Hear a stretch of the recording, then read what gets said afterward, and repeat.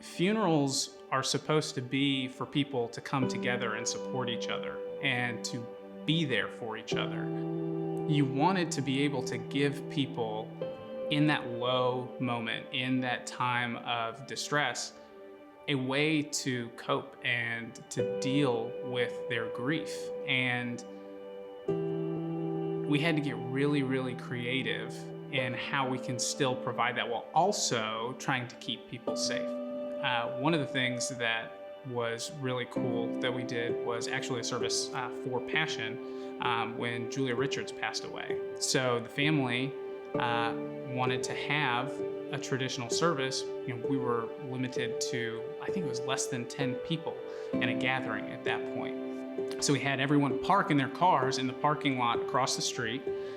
We were able to take the hearse and the family in procession and weave in and out of all of these cars.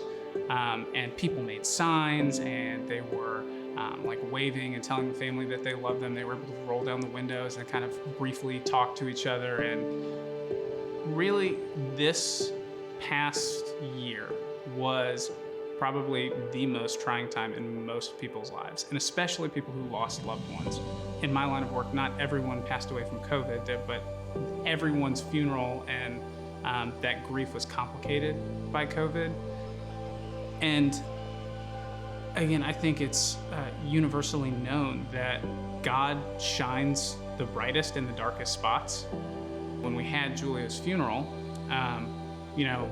Louis presented the gospel, and we come out of the service, and I didn't realize this at the time, but a photographer was there, and this photographer snapped a picture of us rolling Miss Richards past the Jesus is Life wall. And Louis actually put it up on his Instagram that night, and I saw it and it floored me, because again, it just reminded me that despite all of the chaos going on below, like us in gloves and masks and not knowing what to do, God was still in control. Jesus was still the answer to life. The next day, we went to the graveside. They said, I think it was 8 or 9 people had texted in and been saved. And again, it just blew me away, because here's one sister who's gone to sleep, and 8 people have been raised from death to life.